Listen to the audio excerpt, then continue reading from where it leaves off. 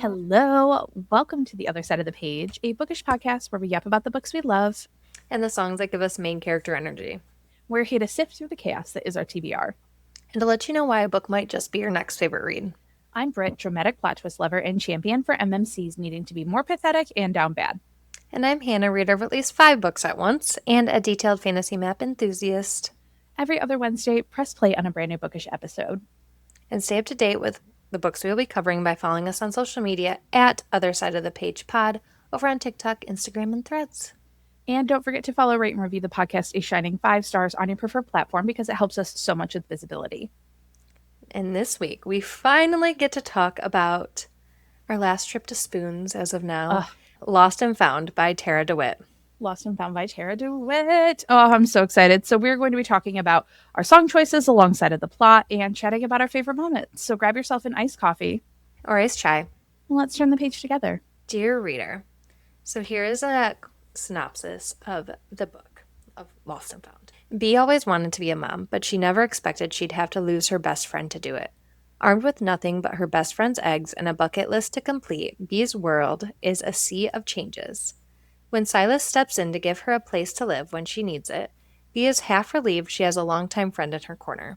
A firefighter living in the wake of an accident, Silas has his own challenges to work through that have left him cautious and vulnerable in equal measure.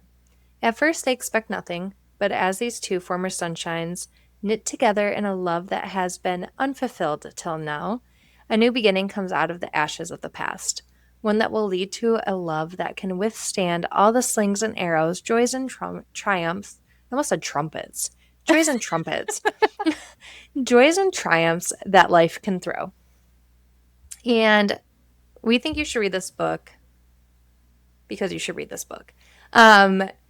Because we love Tarah, but also it's such a great love story between Bee and Silas that are these friends to lovers that just, if you know the Bird family, you just love them. And to hear Silas's story is just amazing. I love Silas with my whole heart. And I will say this is the third in an interconnected standalone series.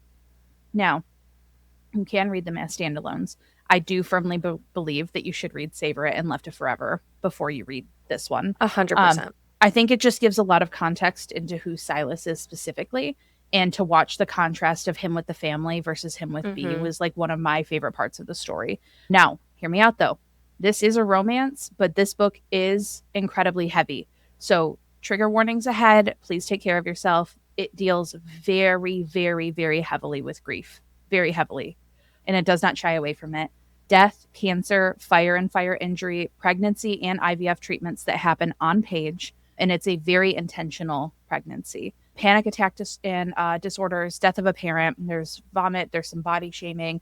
It is beautiful, stunning, sweeping. I wept. It was so beautiful, but it is heavy. So just, again, take care of yourselves. All right, let's talk about our songs. Let's talk about our song choices. So a very long time ago, Britt and I did an episode where we picked a song for every trope. Mm-hmm. And this song was one of our like childhood friends to lovers tropes. Yeah. And so it immediately popped in my head.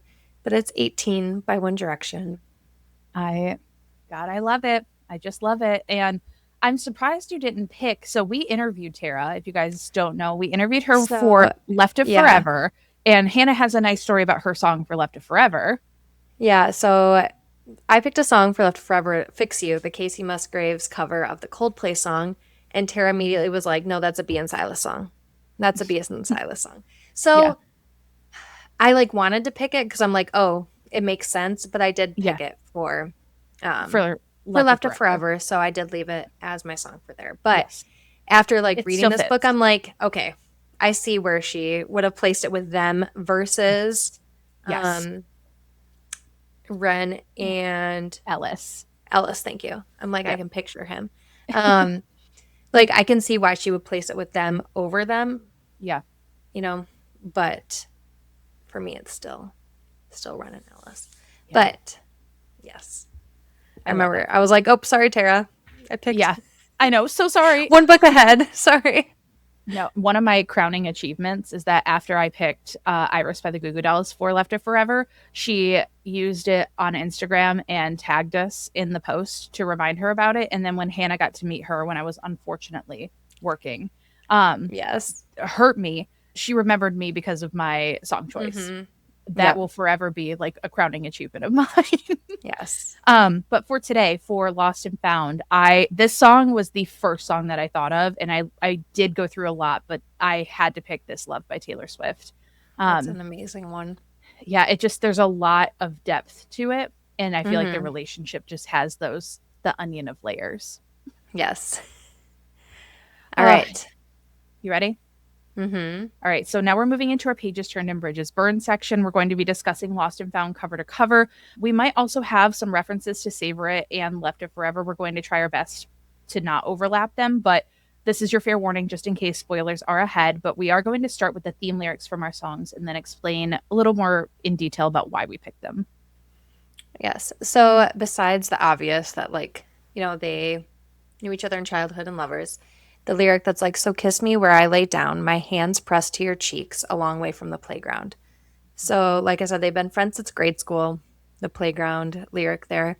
But like, my hands pressed to your cheeks makes me think of, Silas has these injuries from his accident and he thinks he has like one good hand and one not good hand. And how B's like, no, you have two good hands. So like, just like my hands pressed to your cheeks and just like, kiss me where I lay down, just that like that love is, was from when we were younger till now, and like just I accept you for who you are, like whether you think like you're insecure about this, I love you no matter what. So that's what that lyric like meant to me and stood out for their relationship.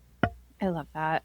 This Love is it has a lot of lyrics in comparison to some of the other songs we've chosen in the past, but like they're very like short. But this one particular line, this in silent screams, in wildest dreams, I never dreamed of this. And this is in reference to the trauma that Silas went through with the injury from the fire and everything that he had there, the kind of funny guy facade that he picked up and put back on for the family because that's kind of the role that he had stepped into. And also B, losing her best friend and losing pieces of herself, and losing out on, not that it was a loss to spend time with the person that she loves, but she did lose out on her formative years by helping her friend go through the traumatic, stages of cancer and everything that happened with Merritt. So this line in particular just felt like, oh, I could have never dreamed that it would be like this through the hurt. Yeah. And I feel like too, they accepted like that they wouldn't be together, like that their paths like were apart. And so the fact that they were able to come together too is just amazing. Okay. So we haven't really talked about this book. So we're going to probably just do a very brief, like quick overview and just kind of talk about like our favorite moments parts. And like, so it starts out, and I remember you read the prologue first, and you sent me a picture, and you were just like... I was sobbing. It ruined me. And so it starts out, as if you've read this, hopefully you have at this point, where Merritt left B, like, in her will, her eggs, and like to decide what to do with it. Yeah. And so B makes the decision to have a baby with B's eggs, and her mom's against it, Merritt's sister's against it, and all this stuff. And so she's like gets kicked out of her house basically. Yep. And Silas is like, you can stay with me, of course, like, no big deal, like, I got you. Well, Spunes is small, and she's renting out her house to try and make money, and it's just like it was a natural progression because Silas is a firefighter and they on the coast, so that he leaves for long periods of time during fire season specifically. But it varies. You never know what the fires look like and all of this, but he is a firefighter just like his older brother Ellis. So Yep. And B has like a bucket list of things to do, and there's one part we're gonna start jumping around, but that like to like adopt a dog or something, right? But then Mhm. she ends up adopting a cat, and then Silas Yes. is allergic to cats, and but he like doesn't say anything because I he like know. I'm like poor Silas, and I'm thinking about like I'm allergic to cats, and I'm like, dude, Yeah. I can't. Like, And the luckily, cat me and my loves husband are Silas too. yes, me and my husband are both allergic to cats, so that won't be happening to us. Yeah. But I was just like, aw, Silas.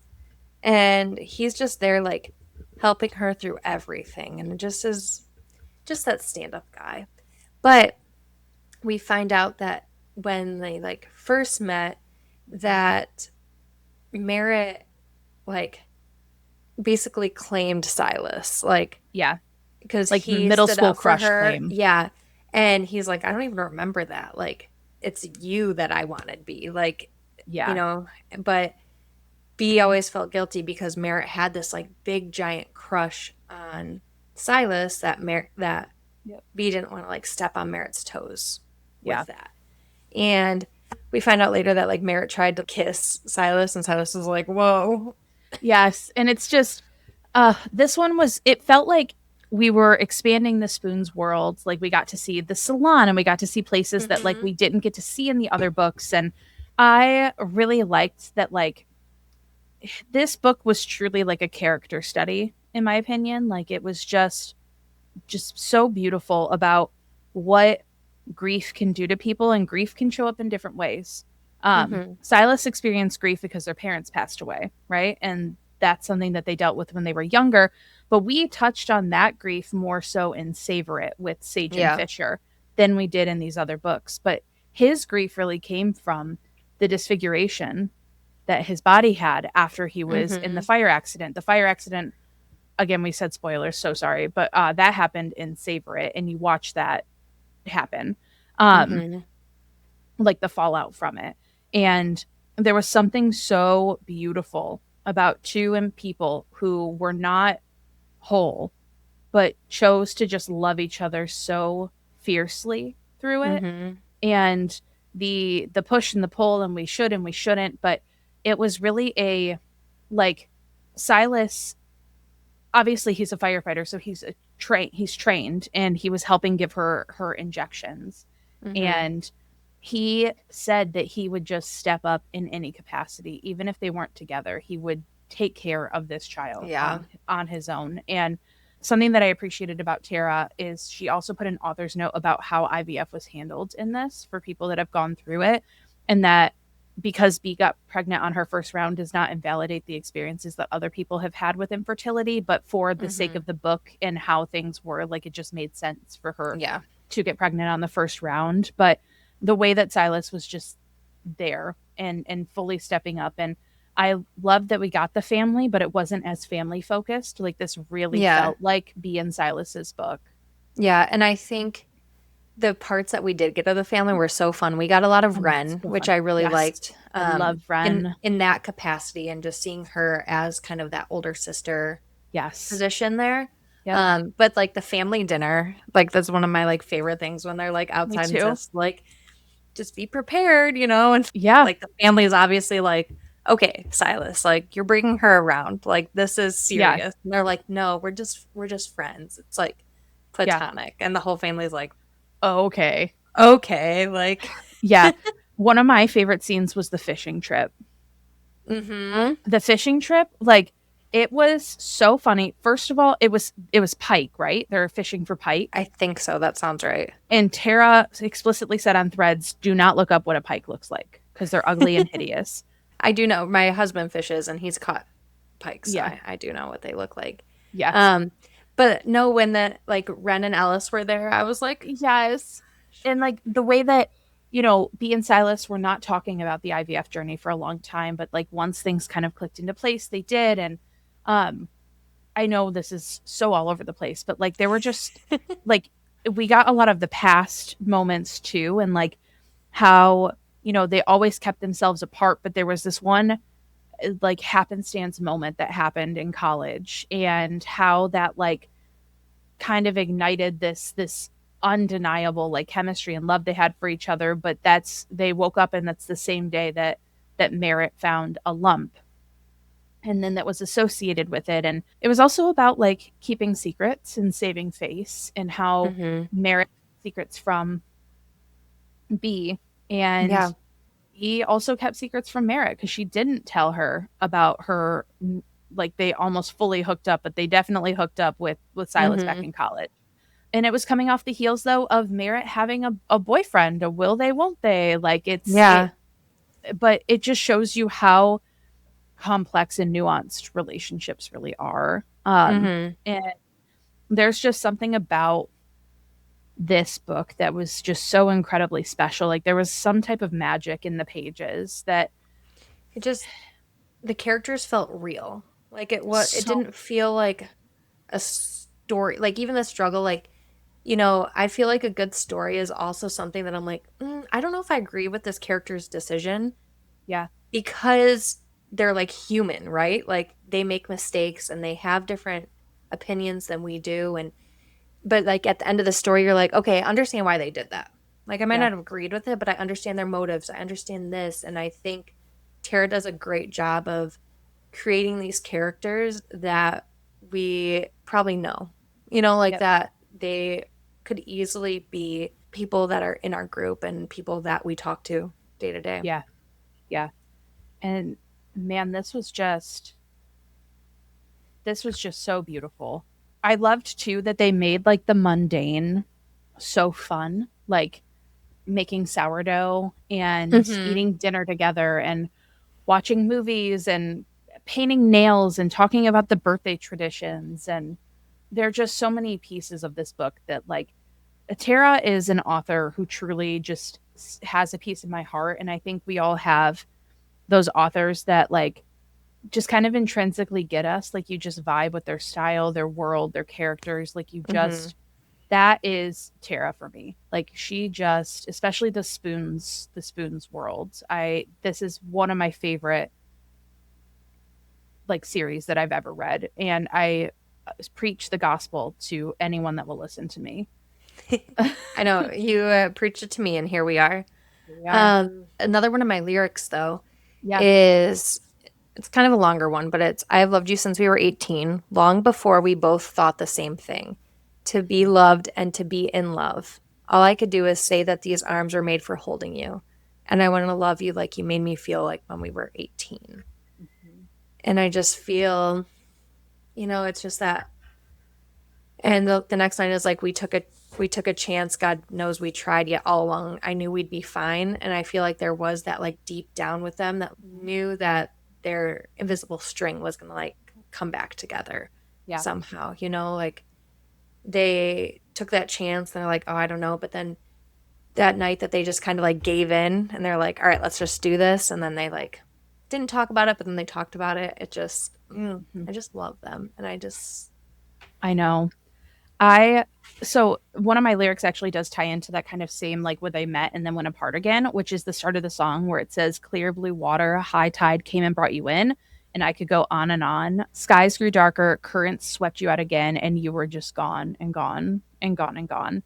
And this is kind of from Silas's perspective because Silas tried to reach out mm-hmm. and B's guilt surrounding Merritt kind of just just overtook Yeah. any other feelings and any other like rational moments there. Now, this other line here, I think this could have also been my theme lyric, which is in losing grip on sinking ships, you showed up just in time, Yes.